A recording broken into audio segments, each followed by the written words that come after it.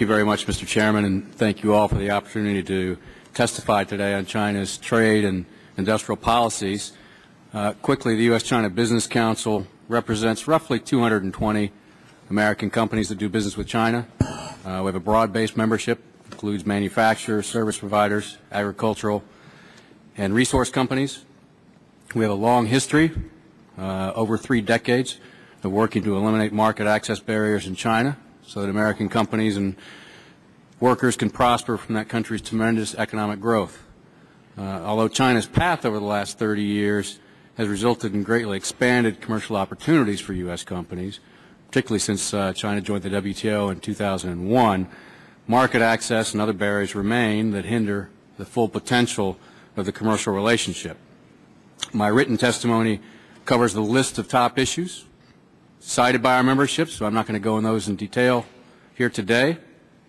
The list touches upon many of the things you've heard about already: innovation policies, government procurement rules in China, inadequate intellectual property rights protection, discriminatory product standards, and a variety of market access and investment restrictions.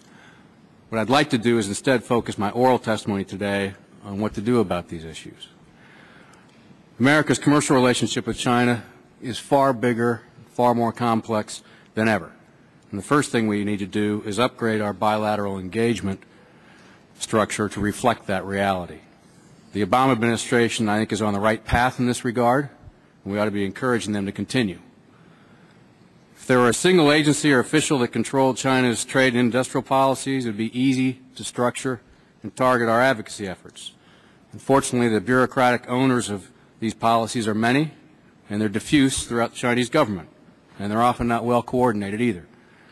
We therefore need to pursue continuous, sustained bilateral dialogue and expand it to include the range of senior officials and agencies that devise and impact China's trade and industrial policies. There's 3 key bilateral dialogues, I think, that are central to this effort: the Strategic and Economic Dialogue, Joint Commission on Commerce and Trade, and the U.S. China Investment Forum.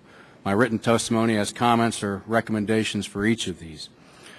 But to ensure our bilateral dialogues are effective, we also need to make sure our objectives and strategies are well coordinated across various U.S. government agencies involved, closely involve the private sector to make sure the objectives are reinforced in our interactions with the highest levels of the Chinese government as well, and to the extent possible, supported multilaterally by other countries that face similar concerns with China.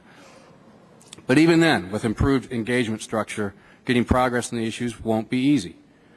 When dialogue and negotiations fail, the U.S. China Business Council supports the use of WTO consistent remedies. I think Congress can help by putting more resources into that effort, both offensive and defensive.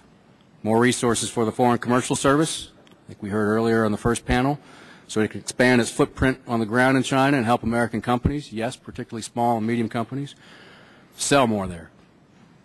On the other side, more resources for the U.S. Trade Representative Office and other agencies so they better know what's going on there and can monitor compliance and pursue enforcement as necessary. This combination of expanded engagement and WTO consistent trade remedies is what our membership has consistently supported.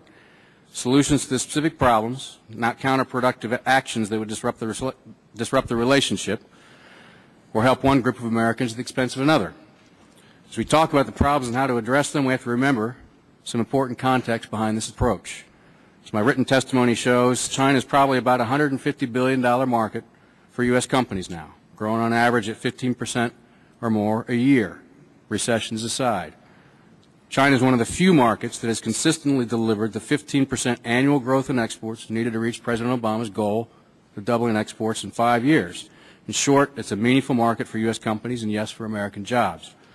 There are plenty of problems in the commercial relationship with China, but the reality of the numbers tells us why, as one of our U.S. China Business Council directors said during a board meeting 2 weeks ago, taking on a challenging array of issues presented by China isn't easy, but it's worth the effort.